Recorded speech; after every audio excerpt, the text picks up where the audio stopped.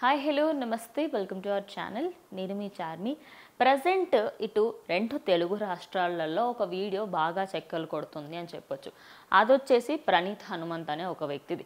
అసలు ఈయన social media ప్లాట్ఫామ్స్కి ఎలా పరిచయం అంటే, ఆయన కొన్ని వీడియోస్ ఉంటాయి కదా, నార్మల్గా మనం కామెడీ వీడియోస్ అవన్నీ చూస్తూ ఉంటాం. వాటికి సంబంధించి కామెడీ వీడియోస్ అప్లోడ్ అవుతూ ఉంటాయి. అందులో దానికి వీళ్ళు రియాక్ట్ అవుతారు. జూమ్ మీటింగ్స్లలో వండుకుంటూ ఒక 5 మెంబర్స్ ఉంటారు, లేకపోతే 3-4 మెంబర్స్ ఉండి వాళ్ళు దానిపైన రియాక్ట్ అవుతూ ఉంటారు. కామెడీ వీడియోల వరకు బాగానే ఉంది, పక్కన వాళ్ళని ట్రోల్ చేయడం వరకు ఓకే, ఒక లెవెల్ వరకు బాగానే ఉంది.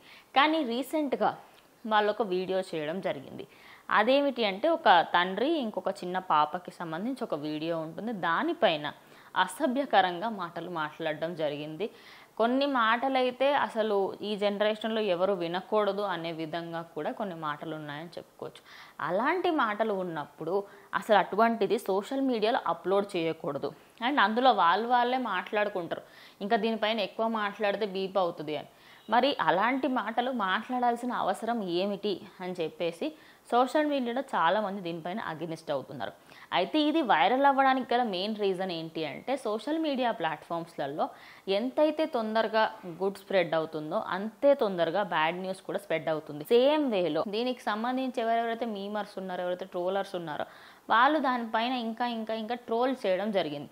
ఆ ట్రోల్ చేస్తున్న తరుణంలో ప్రతి ఒక్కరికి ఇదొక వీడియో ఉంది, వీళ్ళు దీనిపైన కమెంట్ చేశారు అని అయితే తెలిసింది.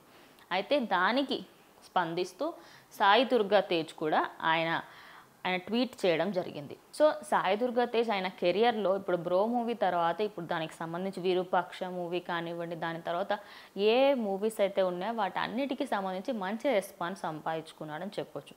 ప్రజెంట్ ఆయన ఈ ట్వీట్కి స్పందించడంతో ప్రతి ఒక్కరూ ఆయన వైపే చూస్తున్నారు. ఆయన ఏమన్నారంటే, ఈ ఏదైతే వీడియో ఉందో దీనికి సంబంధించి తెలంగాణ గవర్నమెంట్ అలాగే అటు ఏపీ గవర్నమెంట్ 2 రాష్ట్రాలకు సంబంధించిన సీఎంలు అలాగే డిప్యూటీ సీఎంలు తొందరగా దీనిపైన రియాక్ట్ అవ్వాలి, ఇలాంటివి జరగకుండా కాపాడాలి.